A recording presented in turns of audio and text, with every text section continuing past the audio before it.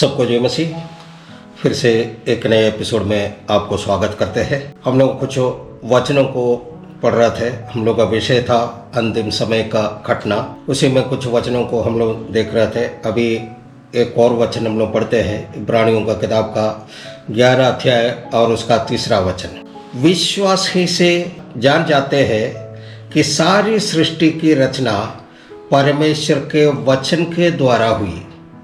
ये नहीं कि जो कुछ देखने में आता है वो देखी हुई वस्तुओं से बना हो।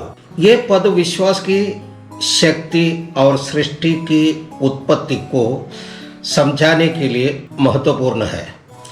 विश्वास ही से हम जान जाते हैं। ये पद हमें बताते हैं कि सृष्टि को समझने और स्वीकार करने के लिए विश्वास आवश्यक है। परमेश्वर की महानता और शक्ति को विज्ञान या मानव ज्ञान से पूरी तरह से नहीं समझा जा सकता है, बल्कि इसे विश्वास के द्वारा स्वीकार किया जाता है। सारी सृष्टि की रचना परमेश्वर के वचन के द्वारा हुई। ये इंगित करता है कि ब्रह्मांड की सृष्टि परमेश्वर के वचन के द्वारा हुई, न किसी प्राकृतिक प्रक्रिया से। उत्पत्ति 1 से लेकर के 3 तक अगर हम पढ़ते हैं तो उसी में देखते हैं, उसी में भी बताया गया है कि परमेश्वर ने बोला और चीजें अस्तित्व में आ गई। ये हमें परमेश्वर के वचन की शक्ति को दर्शाता है।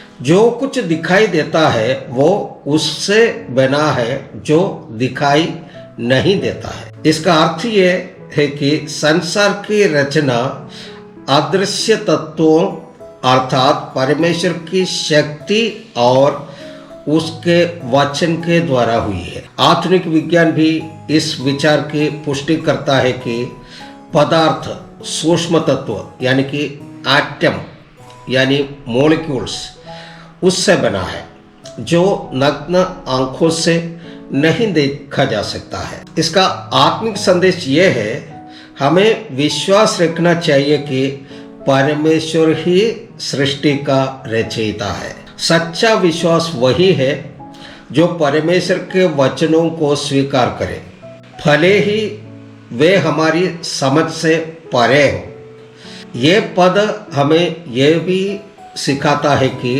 परमेश्वर का वचन सामर्थी है और वचन असंभव को संभव कर सकता है। हमें परमेश्वर के वचन पर पूरी निष्ठा और विश्वास के साथ भरोसा रखना है। जब हम परमेश्वर की योजनाओं को अपनी आंखों से नहीं देख पाते तब भी हमें विश्वास रखना चाहिए कि वो अपने समय पर सब कुछ पूरा करेगा। एक और वचन को हम लोग देखते हैं, 2 पत्रोस उसका 2 अध्याय उसका 5वां वचन। और प्रथम युग के संसार को भी न छोड़ा, वरन भक्तिहीन संसार पर महा जल प्रलय भेजकर धर्म के प्रचारक नोह समेत 8 व्यक्तियों को बचा लिया गया। इस पद में प्रेरित पत्रस जल प्रलय की घटना का संदर्भ देकर ये समझा रहे हैं कि परमेश्वर अधर्म और पाप को दंडित करता है, लेकिन जो लोग धर्मी हैं उन्हें वह बचाता भी है। और उसने प्राचीन जगत को भी न छोड़ा। इसका अर्थ यह है कि परमेश्वर अतीत में भी अधर्मियों को दंडित करता रहा। नूह के समय की दुनिया अत्यधिक भ्रष्ट और पापमय हो गई थी, परंतु अधर्मियों के जगत में केवल धर्म के प्रचार करने वाले नूह को 8 व्यक्तियों समेत बचा लिया गया। नूह एक धर्मी व्यक्ति था और परमेश्वर का आज्ञाकारी सेवक था। उसने लोगों को चेतावनी दी और धर्म का प्रचार भी किया, लेकिन लोग नहीं माने। अंततः परमेश्वर ने केवल नूह और उसके परिवार यानी कि कुल 8 लोगों को बचा लिया। जब उसने भक्तिहीनों की दुनिया पर जल प्रलय भेजा, यानी कि परमेश्वर ने उन लोगों पर न्याय लाया जो उसकी आज्ञाओं को नहीं मानते थे। जल प्रलय पाप की गंभीरता और परमेश्वर की धार्मिकता को दर्शाता है।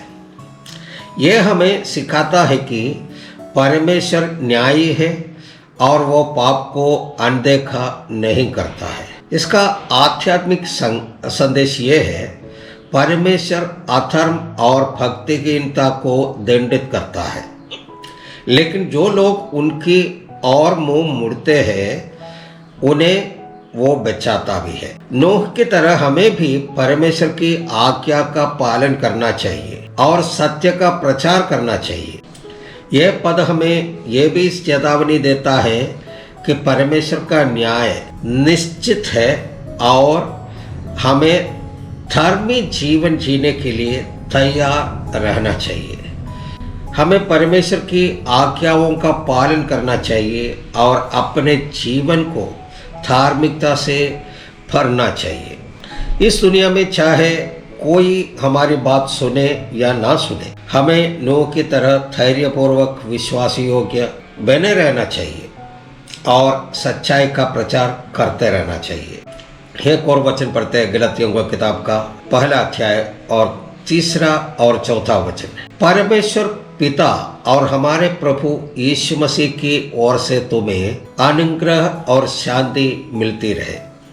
उसी ने अपने आप को हमारे पापों के लिए दे दिया ताकि हमारे परमेश्वर और पिता की इच्छा के अनुसार हमें इस वर्तमान बुरे संसार से छुड़ाए। यह पद प्रेरित पौलुस द्वारा गलातियों को लिखी गई पत्री के प्रारंभिक अभिवादन का हिस्सा है, जिसमें वह अनुग्रह, शांति और उद्धार का संदेश देता है। हमारे पिता परमेश्वर और प्रभु यीशु मसीह की ओर से तुम्हें अनुग्रह और शांति मिलती रहे। अनुग्रह यानी कि ग्रेस, यह परमेश्वर का अवर्णनीय प्रेम और कृपा है जिसके द्वारा हमें उद्धार मिलता है। शांति यानी कि पीस, ये उस आत्मिक शांति का प्रतीक है जो हमें प्रभु यीशु मसीह के द्वारा मिलती है। पौलुस स्पष्ट करता है कि ये आशीर्वाद केवल परमेश्वर और प्रभु यीशु मसीह के माध्यम से ही संभव है, जिसने हमारे पापों के लिए अपने आप को दे दिया। इसका मतलब है कि यीशु मसीह ने स्वेच्छा से अपना जीवन हमारे पापों के लिए बलिदान कर दिया। यह सुसमाचार का केंद्रीय संदेश है। यीशु मसीह ने क्रूस पर मरकर हमारे पापों का दंड स्वयं अपने ऊपर ले लिया, यानी कि स्वयं उठा लिया, ताकि वर्तमान दुष्ट युग से हमें बचा ले। ये संसार दुष्टता से भरा हुआ है और पाप के कारण पतित हो चुका है। यीशु मसीह का बलिदान हमें न केवल पापों से बल्कि इस संसार की दुष्टता से भी बचाने के लिए है। हमें इस संसार के पापमय तरीकों से अलग होकर एक नया और पवित्र जीवन जीने के लिए बुलाया गया है। हमारे परमेश्वर और पिता की इच्छा के अनुसार यीशु मसीह का बलिदान कोई आकस्मिक घटना नहीं थी, बल्कि ये परमेश्वर की पूर्व निर्धारित योजना थी। परमेश्वर ने अपनी इच्छा के अनुसार हमें उद्धार देने के लिए अपने पुत्र को भेजा है। इसी में कुछ आत्मिक संदेश ये है, हमें यह समझना चाहिए कि उद्धार केवल परमेश्वर के अनुग्रह से ही संभव है, न हमारे कार्यों से। यीशु मसीह का बलिदान हमारे लिए एक नई आज्ञा और स्वतंत्रता लाता है, जिससे हम इस दुष्ट संसार के बंधनों से मुक्त हो सकता है। परमेश्वर हमें बुलाता है कि हम उसकी इच्छा के अनुसार जीवन जिए और इस संसार के पापमय चालों से दूर रहे। हमें अपने जीवन में परमेश्वर के अनुग्रह को स्वीकार करना चाहिए और यीशु मसीह में शांति प्राप्त करनी चाहिए। हमें पापों से मुक्ति पाने के लिए यीशु मसीह के बलिदान पर पूर्ण विश्वास रखना चाहिए और इस संसार की बुराइयों से बचकर परमेश्वर की इच्छा के अनुसार जीवन व्यतीत करना चाहिए। हालेलुया। एक और वचन पढ़ते हैं, इब्रानियों का किताब का 2 अध्याय उसका 5वां वचन। उसने उस आने वाला जगत को जिसकी चर्चा हम कर रहे हैं स्वर्गदूत के अधीन नहीं किया। ये पद परमेश्वर की महान योजना को प्रकट करता है जिसमें वह आने वाला जगत यानी कि नया युग को स्वर्गदूत के अधीन नहीं करता बल्कि इसे मसीह के अधीन करता है। उस आने वाला जगत को, इसका मतलब है कि यहाँ आने वाला जगत, द वर्ल्ड टू कम से तात्पर्य भविष्य के उस युग से है जो परमेश्वर की योजना के अनुसार स्थापित होगा।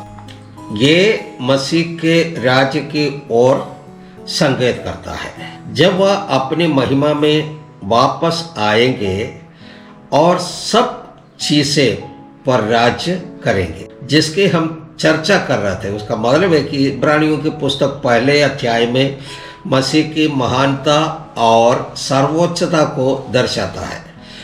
ये पद उसकी चर्चा को आगे बढ़ाते हुए बताता है कि स्वर्गदूतों की भूमिका सीमित है लेकिन मसीह का अधिकार सर्वश्रेष्ठ है।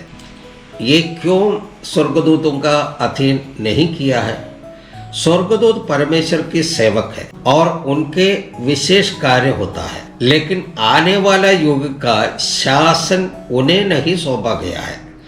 ये जिम्मेदारी और अधिकार प्रभु यीशु मसीह को दिया गया है जो स्वर्गदूतों से कहीं अधिक महान है। ये पद हमें यह भी याद दिलाता है कि मनुष्यों को भी जो मसीह में विश्वास रखते हैं उस आने वाला राज्य में एक विशेष स्थान दिया जाएगा। हालेलुया। ये संसार और आने वाला युग पूरी तरह से यीशु मसीह के अधीन होगा, न कि स्वर्गदूत के।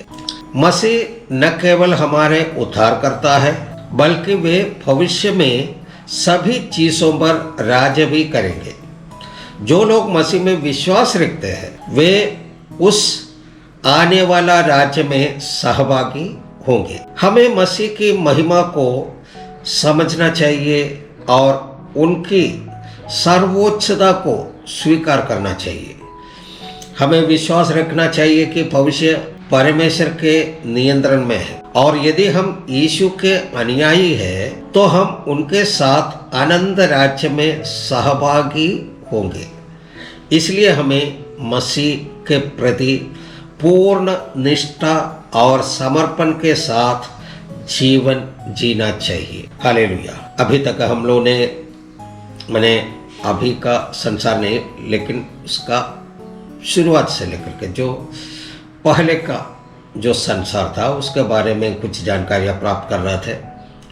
अभी ये एपिसोड यहाँ पर समाप्त करते हैं। जो अंतिम समय का घटनाएं हैं उस संदेश में अगले एपिसोड में हम लोग जाएंगे। वो है मुख्य जो विषय है हमारा। तब तक के लिए आप सबको धन्यवाद। सबको जय मसीह।